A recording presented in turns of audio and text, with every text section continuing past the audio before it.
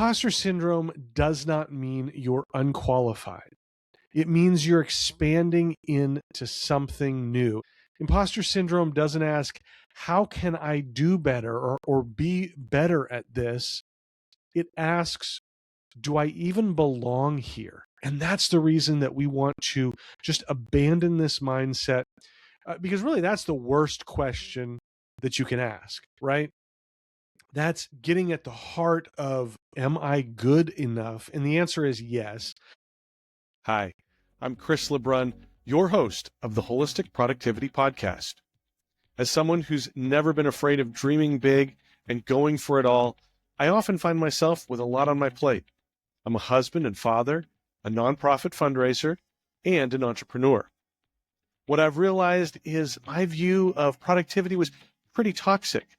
After decades of believing that in order to do more, you had to work harder, I began to see productivity as this beautiful thing. Holistic productivity is the idea that you can accomplish your professional, personal, and purpose-driven goals in a healthy way, and doing so will make you happier and more fulfilled.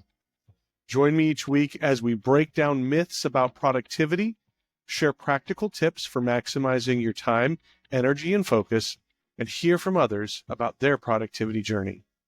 This is the Wholistic Productivity Podcast. Hello, my friend. I hope you are doing well. Thank you so much for being here for episode number 46 of the Wholistic Productivity Podcast.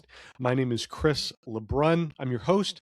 I'm a productivity coach, and so grateful that you are taking time to listen to this episode. It's going to be a great episode today. Many of the episodes that I do are talking about mindsets that we want to develop to help us achieve our goals, to help us be more efficient, more productive, to help us find success a little bit easier. Well, today, we're going to take it from the other side of things. We're going to talk about it, mindset that you want to abandon, one that's holding you back from your goals, keeping you from success. So we're going to talk about that again. Just so grateful that you are here. I don't know if this is your first episode that you've listened to, or if you've been with us all the way from episode number 1, but I hope that you enjoy this episode. And if you do, would love to have you rate it on your favorite podcast platform, like, follow, subscribe, maybe leave some feedback for me, but that would be fantastic. Well, let's dive in. Have you ever had a moment where you thought, who am I to do this, to lead this, to be in this role or in this position?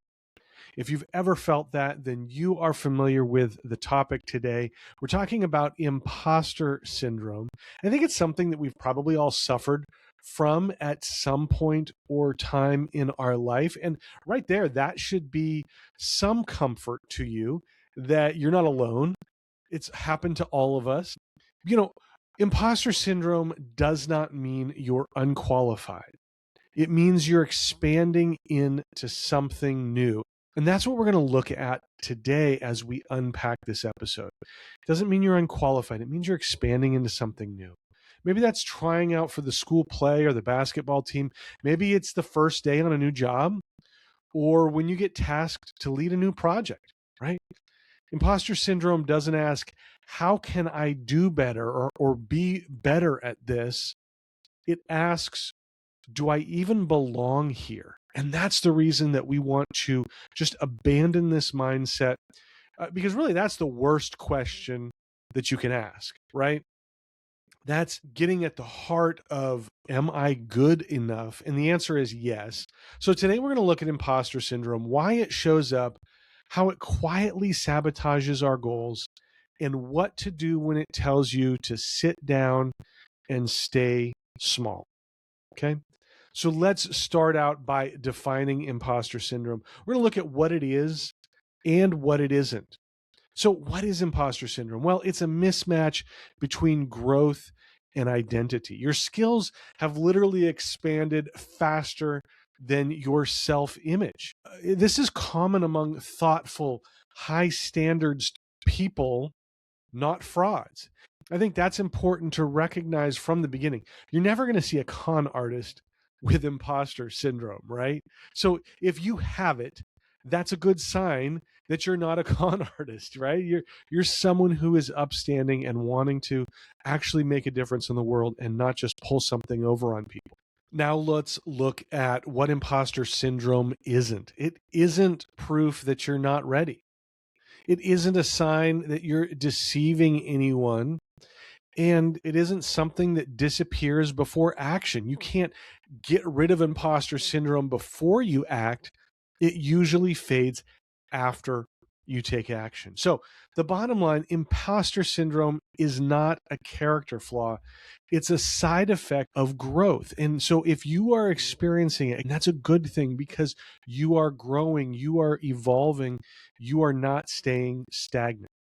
So why do we get imposter syndrome? Well, there's several reasons that we can start to feel that we just don't measure up. Reason number one is we compare our beginning to someone else's middle.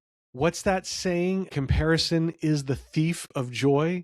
Imposter syndrome is a perfect example of that. We've talked about this before, measuring yourself against some future ideal or someone else's progress is always going to leave us on the short end of the stick. We talked about that in the episode on the gap and the gain, right? We're looking at the gap there.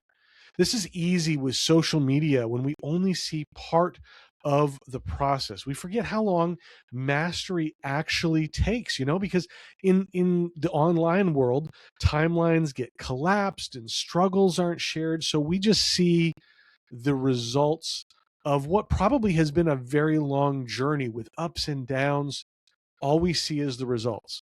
It's easy to assume that competence should feel confident, but as we said, imposter syndrome is the difference between your growth and your identity. And that lack of confidence can happen at any level, at the entry level, partway through, or at the end of your career or your expert status on a topic. Reason number two, we overestimate the credential threshold. It's easy to tell ourselves that, having some letters behind our name makes all the difference, that people would listen to us more or believe us more if we just had one more credential, if we had one more degree. Look, I'm here to tell you that I have so many credentials that I've earned in my career. It's a proverbial alphabet soup behind my name if I were to list them all, right?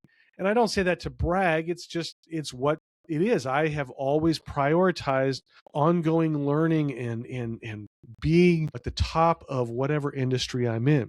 But I can honestly say that I'm not sure that those were ever the definitive reason why I got hired. Did they help? Probably, sure, yeah. Again, it demonstrates my level of competence in the fundraising world. But was that the only reason that I got hired? Because I had a bunch of letters behind my name? Probably not. But we invent these invisible requirements in order to feel good about going to the next level. If only I had more training. I just need some more experience. Maybe if somebody would validate me, or if this certificate would validate me, right? I need blank. Meanwhile, people with less credentials and experience and training are doing the very thing that you want to be credentialed to do. They're just diving in and doing that. Reason number three that we get imposter syndrome is we tie identity to outcomes. Now, this is huge. It's common for us to think if I fail, it only proves that I never really belonged here in the first place. But that is a false equivalency. Failure and belonging are not connected, especially when failure is one of the best teachers that we can possibly have. When we think like this, it makes starting out on our journey this existential gymnastics routine to try to get through, right? Now, I grew up in Boston. I've been a huge Patriots fan my entire life. And if you were to say, because Tom Brady lost 3 Super Bowls, he never belonged in the NFL, you're dismissing his 7 Super Bowl rings, right? Now, we don't like to talk about the last one. We only like to acknowledge the first 6, but I digress, right? But you get the idea. If you just look at the failures, you're missing out on an amazing career that is probably the best ever. Look at your favorite actor. They have starred in some movies that were bombs, but that doesn't mean that they shouldn't be a Hollywood actor. If we don't hold actors and athletes to this standard, why do we judge ourselves this way? Why do we put all of that extra burden on ourselves? If you've ever struggled with imposter syndrome, believe me, you are not alone. It's something that I've struggled with personally. When I first started calling myself a productivity coach, it felt uncomfortable, almost a little bit dishonest. I wasn't coaching Fortune 500 executives. I wasn't training Olympians of productivity. And in my head, I had this unspoken rule that real coaches coach the best of the best. And then I realized something that changed everything for me. Again, to keep the sports analogy going, there are coaches at every single level, from youth coaches to high school coaches to college coaches and all the way on up through professional, multiple levels of professional, right? But here's the thing, they are all coaches. None of them are pretending. They're coaching the people that are in front of them. When I started out coaching, did I have room to grow? Absolutely. Do I still have room to grow now? Yes, of course I do. But growth doesn't disqualify you. It's part of the job. See, I wasn't an imposter. It was just early in the journey, and that's okay. I may not be coaching Fortune 500 CEOs just yet. Notice I said yet. But the people I am coaching need me to show up for them and their goals just the same. I still can help people achieve the things that they want to achieve. And that's what I do anytime I'm coaching somebody. When we allow imposter syndrome to creep in, we sabotage our goals, and we also sabotage the thing that we were meant to do. Now, this isn't always a dramatic stop. It usually slows us down quietly. We over prepare and we never launch. We delay our decisions while we wait for confidence to show up and give us that push that we need. Or we downplay our work so no one expects that much from us. Man, does that sound like something you've done? I'm guilty of that. We say someday instead of choosing a date to have that thing launched or done or put out there into the world. Imposter syndrome never says, don't do this. It says, do it later. And later quietly becomes never. So what are some practical tools that we can use to deal with imposter syndrome? Well, tool number one is name the voice and don't obey it. Remind yourself, this is imposter syndrome talking, and I'm not going to listen to it anymore. Labeling it creates a distance. It lets us see it for what it is. You don't have to argue with imposter syndrome. You just have to recognize it and don't pay any attention to it. Now, I'll be honest, this takes time.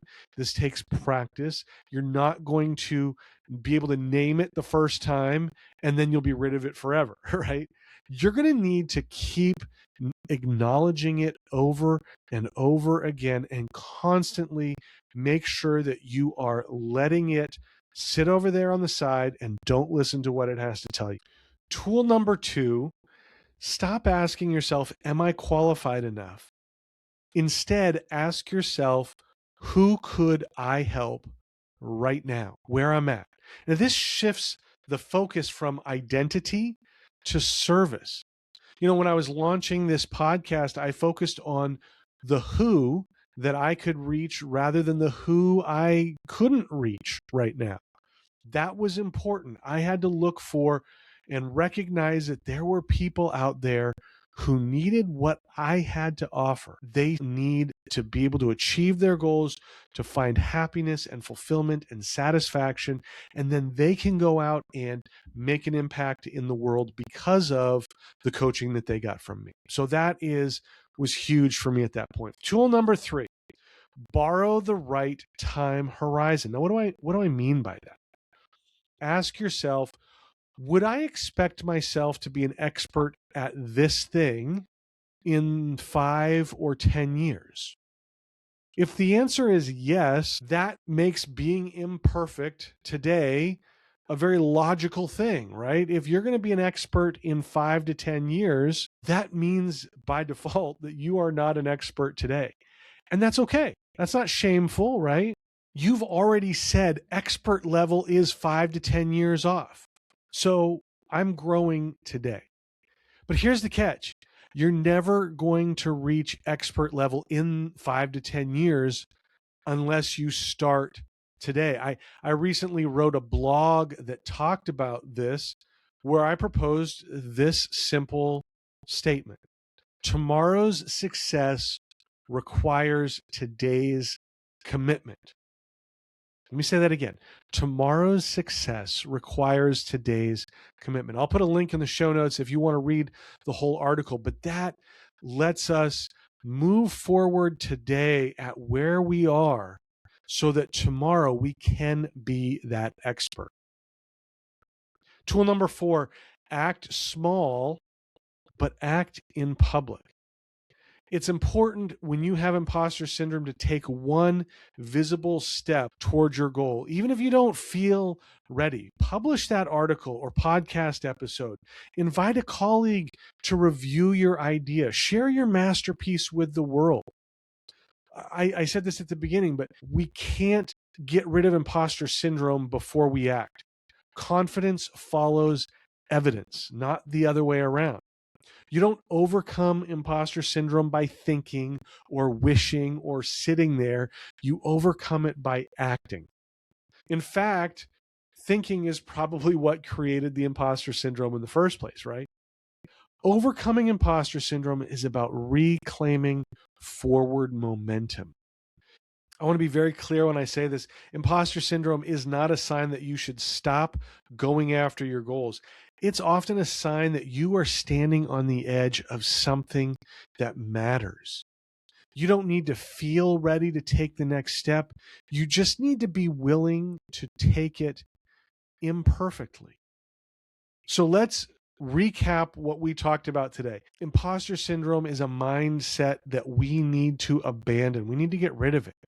And it doesn't mean that you're unqualified. It means that you are growing. If you don't take anything else from this episode today, please hear this and take it to heart. We talked about how imposter syndrome often comes from comparing ourselves to people that are further down the road, setting these invisible standards for ourselves and assuming that confidence should come before action. Remember, if left unchecked, imposter syndrome doesn't stop us outright. It just keeps us delaying, overthinking, and playing smaller than we need to or we should. So when imposter syndrome shows up, name it instead of believing it. Shift the question from am I qualified to who can this help right now? And take one small visible step forward, even if confidence hasn't caught up. You don't have to feel ready to move forward. You just have to be willing to move forward at the place and time where you are. Remember, the goal isn't to eliminate imposter syndrome. It's to stop letting it make your decisions for you. So let me ask this as we wrap up today. What is one goal that you have been delaying, not because you couldn't do it, not because it was too big of a goal, but because you're questioning whether or not you should? And I think the answer to that question is always yes. Of course you should. This is what holistic productivity is all about. Progress in every area of your life without waiting to feel like you've arrived. You need to keep going. You need to keep pushing towards your goals, even when you feel like you aren't prepared, you aren't ready, because in doing that, that is how you will find success. Well, that is it for the show today. Thank you so much for being here. Like I said, check out the show notes. We'll have links there to all the stuff that we've talked about. You can find those at holisticproductivity.com/46. Make sure that you are subscribed to the podcast on your favorite podcast platform or on YouTube. You can watch the show there. And that way, when you like, subscribe, follow, you will not miss a single episode. Also, if you liked the show and found it valuable, again, I would love to see you rate the show. I love seeing 5 stars. That would just absolutely make my day. And it lets other people know that this is a quality podcast, that they should listen in and give it a try.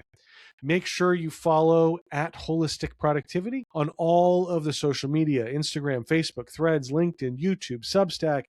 Make sure that you are there. I put out a lot of great productivity tips and motivation throughout the week. You're going to want to hear that and see that. So make sure you do that. And I've talked about the Holistic Productivity community on School. This is amazing. You need to check it out. We are always focusing on helping each other be more productive in every area of life. There's lots of great resources. It's growing every week. And best news is it's free. So make sure you check that out. Link will be in the show notes. Again, thank you so much for listening. As always, my goal is to help you dream big, plan smart, and live fully. And I can't wait to see all of the great things that you are going to accomplish when you stop letting imposter syndrome keep you from those big dreams that you need to accomplish to live fully. So look forward to seeing you here next time. Take care. Thanks so much.